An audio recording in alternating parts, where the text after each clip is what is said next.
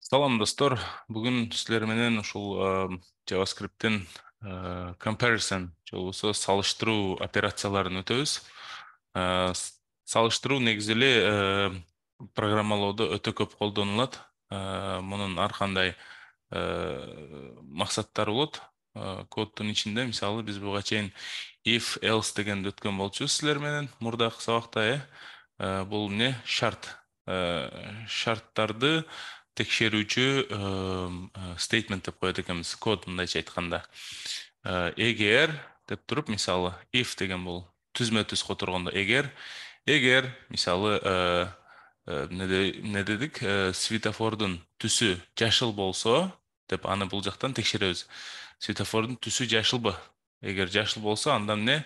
Айдай бериңиз деп айдоочуга бул жакта бир жазуу чыгарабыз, же болбосо мунун артынан дагы башка бир толтура эмелер болушу мүмкүн, мисалы, шарттары. Ошолорду ар бир шартына туура келгенде ошондо биз эмне кылат экенбиз? Бул коддун ичиндеги мынау statement деп коебуз, ушул блоктун ичиндеги, мынау чарч кашанын ичиндеги блоктун ичиндеги кодду иштетет экенбиз. Ошондой эле, мисалы, эгер саат деп турат да, мисалы, if эгер hour саат 18ден кичине болсо, анда эмне? Good day, жакшы күн деген чыгарат экенбиз. Ушуну бүгүн силер менен жазып көрсөк болот. Сааттын кайсы убак экенине карап, ошого карап биз тактап чыгарабыз бул жакка.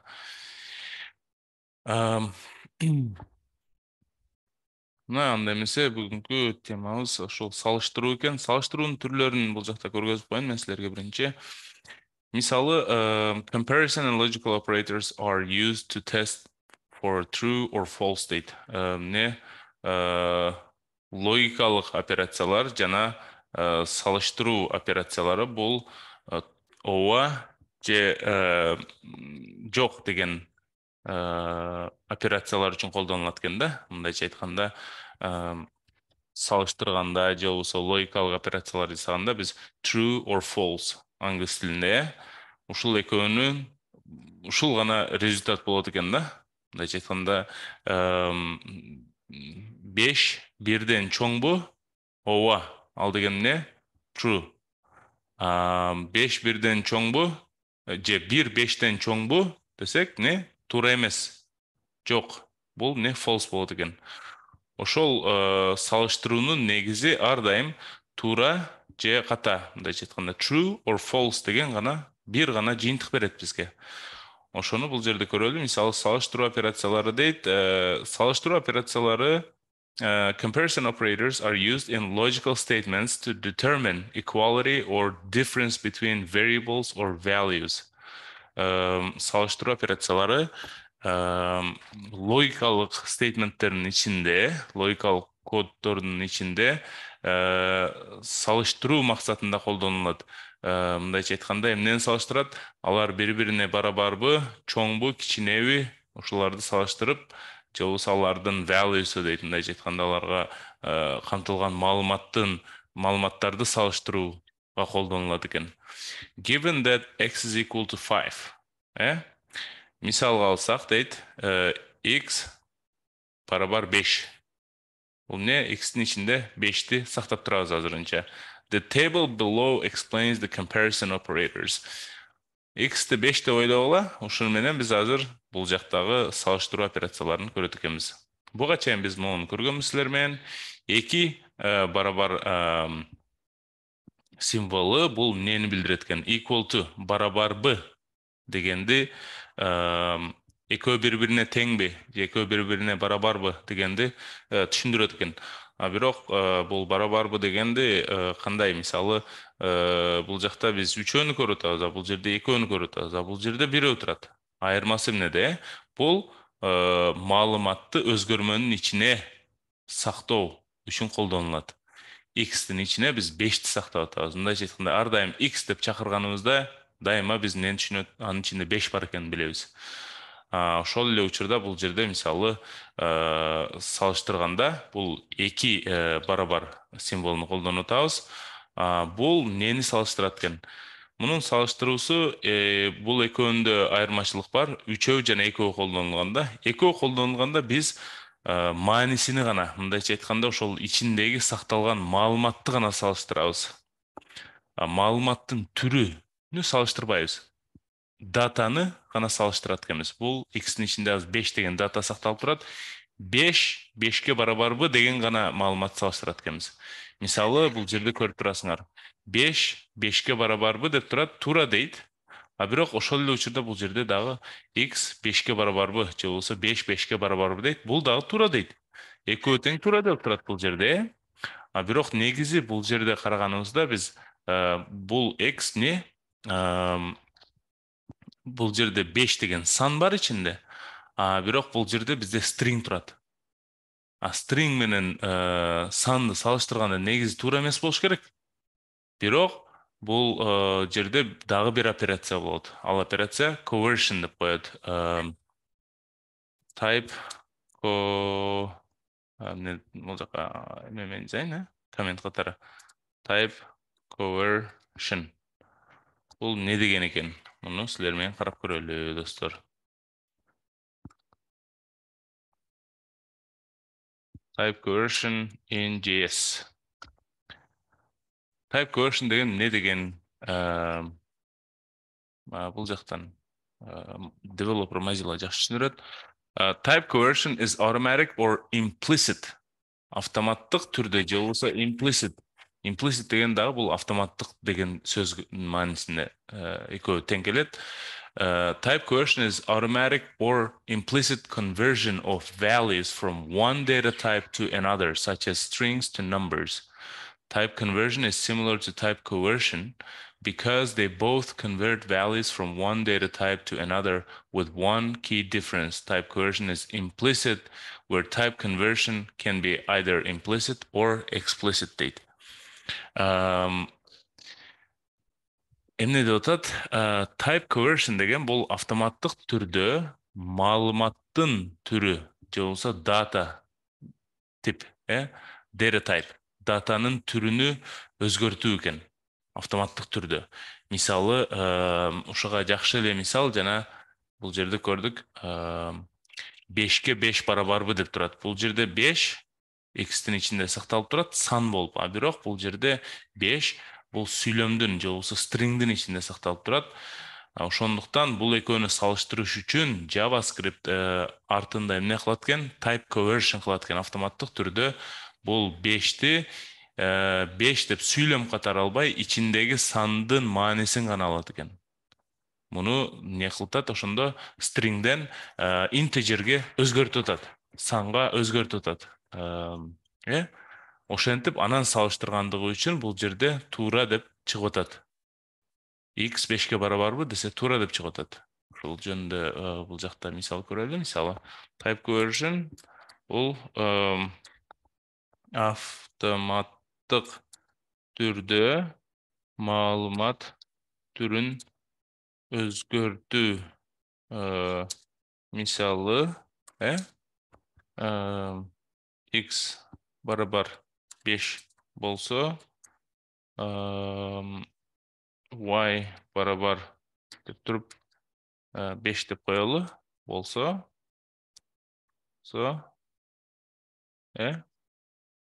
эгер экөөнү салыштырганга аракет кылсак, буга кандай болот? If деп туруп, мисалы, кандай салыштырат экенбиз? If X барабар Y дей турган болсок,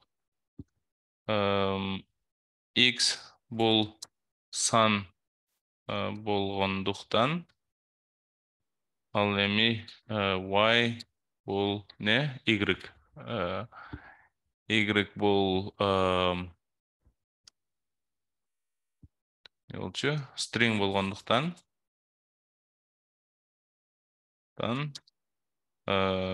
JavaScript салыштырууну жүргүзүш үчүн же болбосо ошол процессти жасоо үчүн, жүргүзүш үчүн биринчи игроктун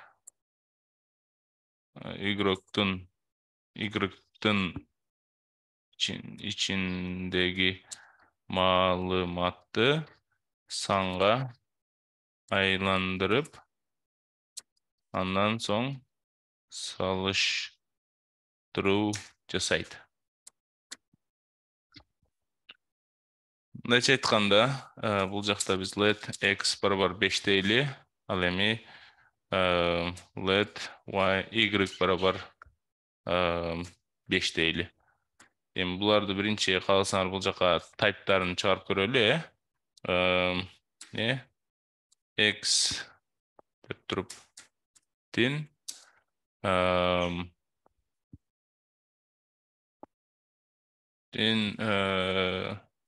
маалымат түрү дейт экенбиз. Анан бул жака x деп коебуз. Ушун эле эми y-тин маалымат түрү дейбиз. Жана бул жака y-ти коюп чыгарып көрөлү достор.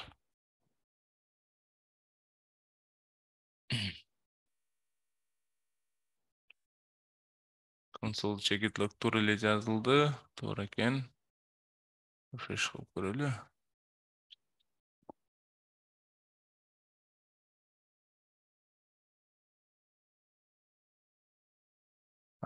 Бул калган турбайбы? Салыштыруу жүргүзүш үчүн биринчи y-тин ичиндеги маалыматтын түрүн санга айландырып, андан соң салыштыруу жасайт. Let x барабар 5 дейли. Let y барабар деп туруп. Бул да 5, бирок string болсун. Console check it log. Мунун ичине не дейт экенбиз? X-тин маалымат түрү деп туруп бул жака x коебуз, бул жака y болот.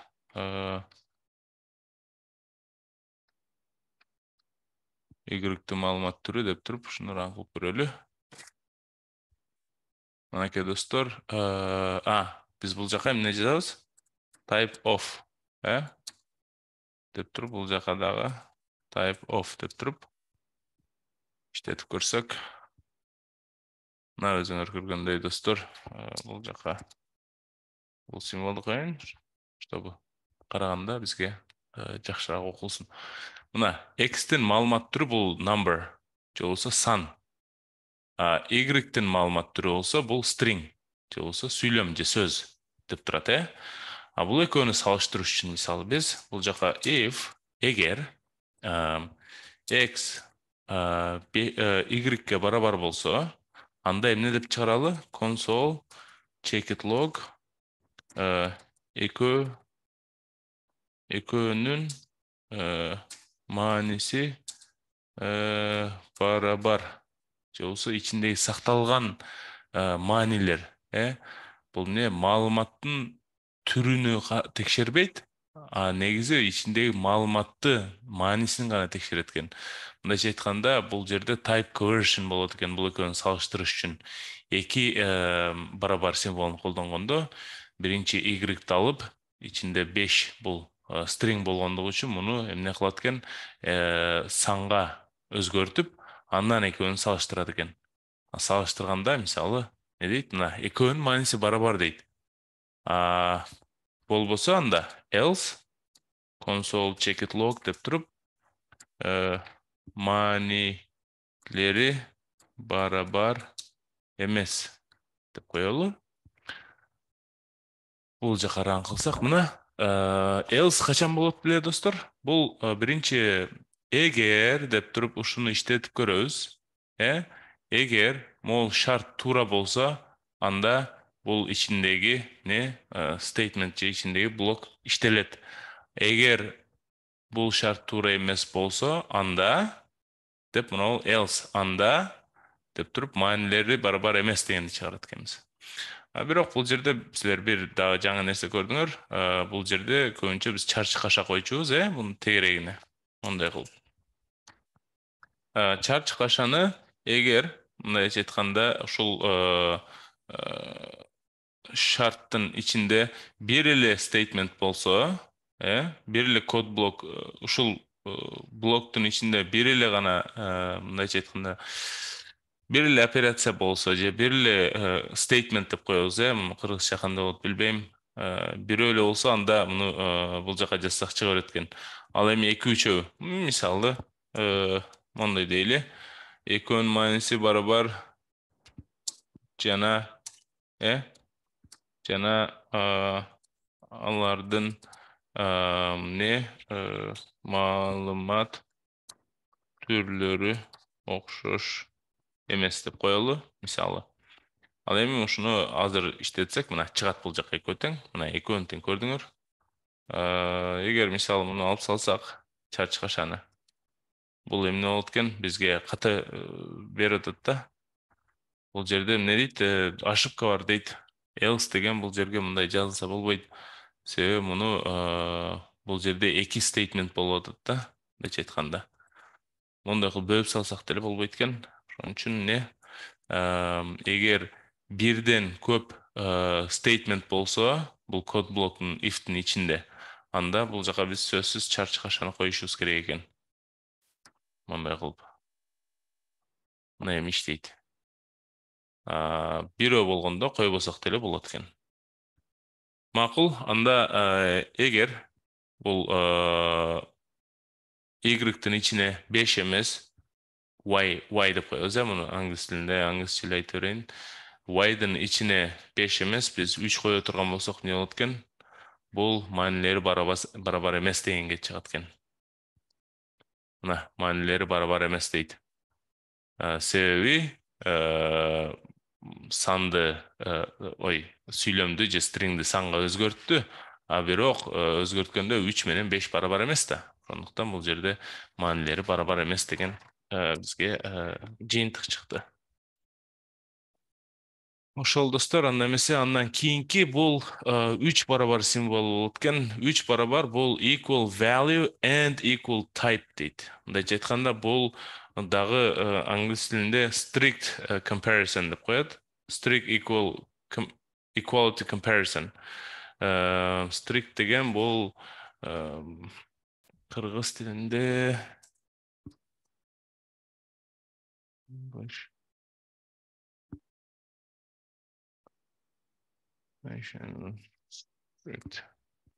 катуу,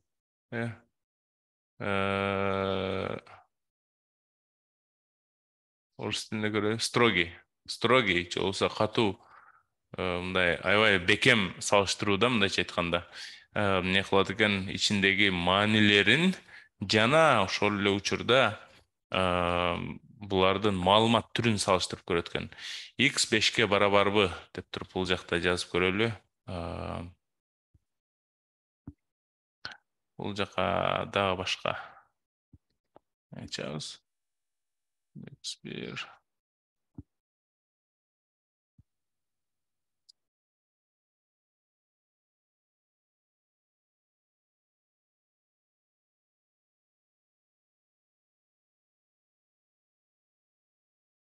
Окей. Бул жака эмне кылат экенбиз? Мисалы let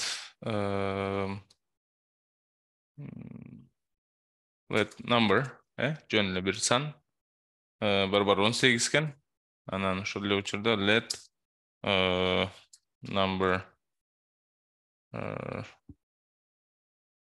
random деп коеюн.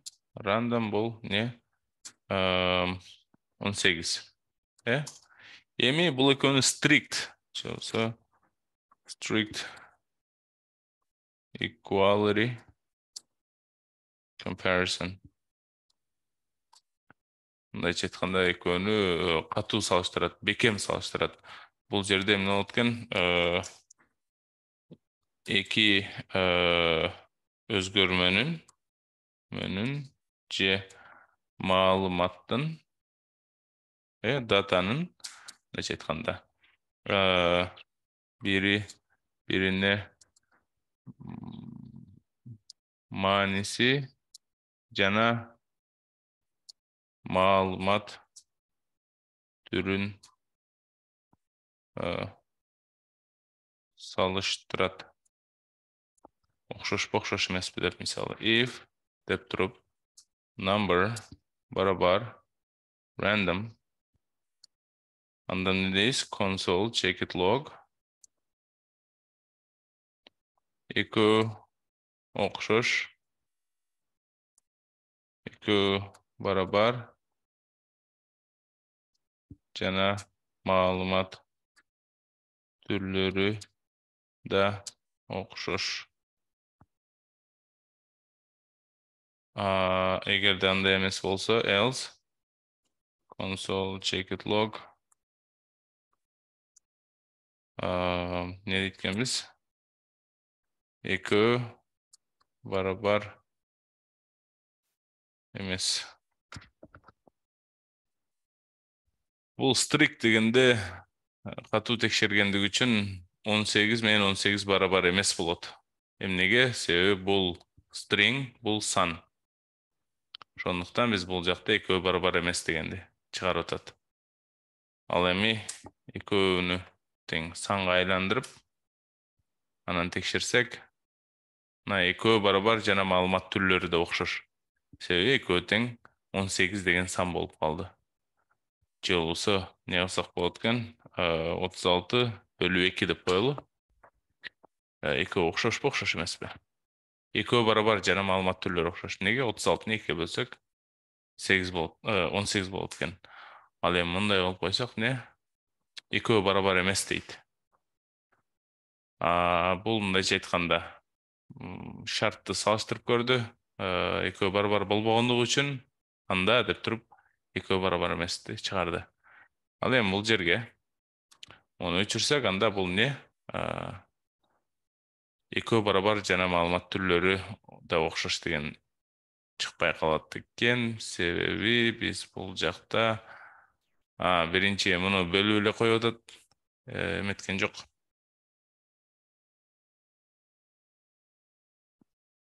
Окей, макул, түшүнүктүү. Анда 18 деп кое берели бул жак. Мына ушундай кылганда экөө барабар эмес деп чыгат экен. Андан кийин бул өтө маанилүү нерсе достор, маалымат түрүндө. Анан бул аябай бат салыштырат да, мындайча айтканда эми биздин көзүбүзгө билинбейт. Биздин көз менен караганда булар экөө бир эле убакта салыштырып атпайбы депчи. Негизинен код жазганда аябай чоң код жазылганда, аябай чоң проект же программа болгондо бул дагы маанилүү болуп калат. Эмнеге? Себеби ал жерде ар бир секунда, миллисекунда өтө чоң масштабтагы сандар менен иштегенде маанилүү болот да. Бул жерде мисалы JavaScript билет, что экөөнүн жана type conversion кылганын кереги жок. Мунун маалымат түрүн өзгөрткөнүн кереги жок. Түз эле маанилерин салыштырып коет. Болду. Бул жакта биринчи маанисин салыштырыш үчүн, эгер экөөнүн маалымат түрү башкача болсо, биринчи бунун маалымат түрүн буга өзгөртүп, андан соң салыштырыш керек. Бул көбүрөөк убакыт алып калат кичине. Бирок негизи кичине проекттерде бул эч нерсе эмес. Бул өрөт кайсын колдонсоңор деле. Бул not equal же барабар эмес деген. Бул not equal и маалымат түрүн да салыштырат экен, Ушул азыркы эле могу көргөнүбүздүн эгер барабардын алдына илеп белгисин коюп койсок, бул барабар эмес дегенди түшүндүрөт экен. Буга дагы бир бул жакта эме көрөлү. Мисал, эгер let жаш барабар 21, let эмне дейт экенбиз?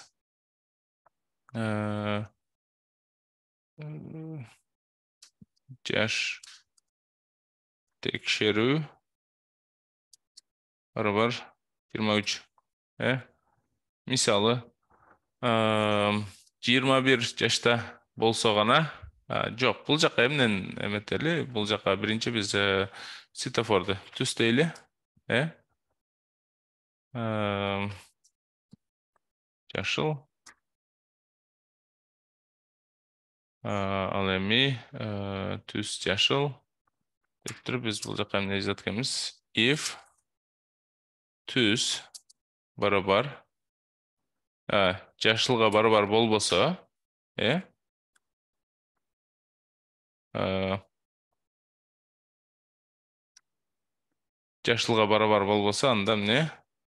Токтоңуз дейбиз.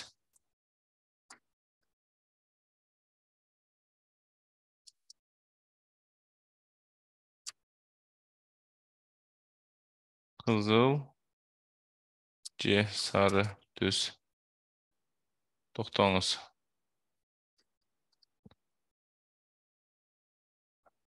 Эгер барабар болсо, анда эмне? Console check it log.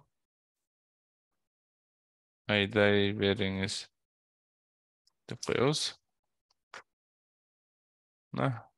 Айдай бериңиз дейт. Неге? Себеби түс бул жашылга барабар. Биз бул жерде эмне деп атабыз? Түс жашылга барабар эмес болсо, анда кызыл же сары түс токтоңуз деп чыгарабыз. Барабар болсо, мындайча айтканда, бул жерде барабар эмес экендигин текшерип атат. Барабар болсо, анда айдай бериңиз деп чыгарат экенбиз. Ошол достор, ал эми бул жерге эгер санды кое турган болсок, мисалы, if 4-5ке барабар болбосо, анда эмне? Console check it log. Экөө барабар эмеспи 4-5ке? Барабар эмес, мындайча айтканда жок. Экөө барабар болбогондуктан, бул эмне? Бул туура дегенди берет бизге. Экөө барабар эмес деп чыгарып коет экенбиз бул жака. Ал эми экөө эгер барабар болсо, анда эмне? Console check it log. Экөө барабар.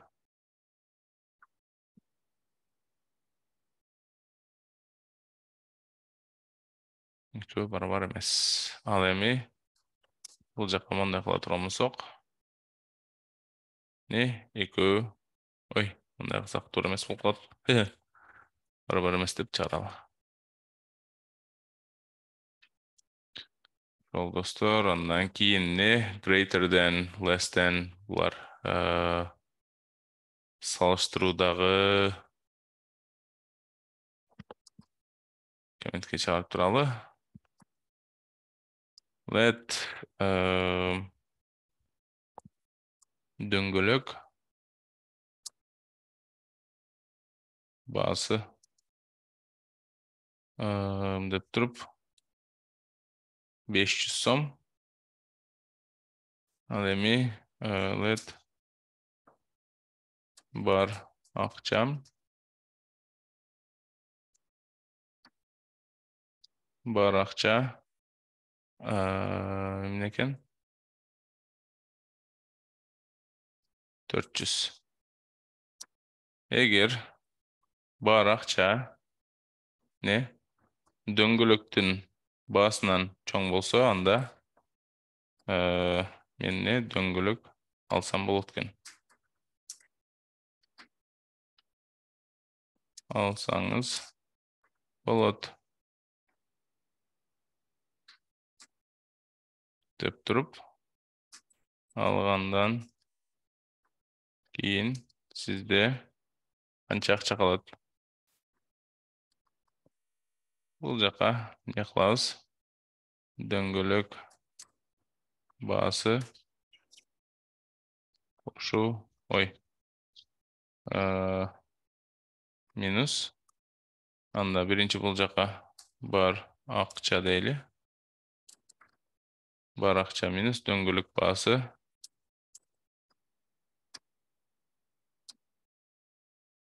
Сом калат.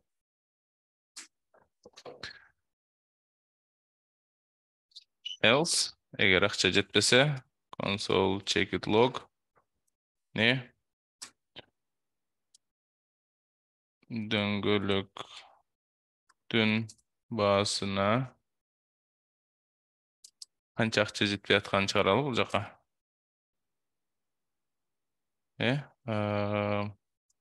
Дөңгөлөк баасы канчаны алып келебиз? Бар акчаны кемитип салабыз.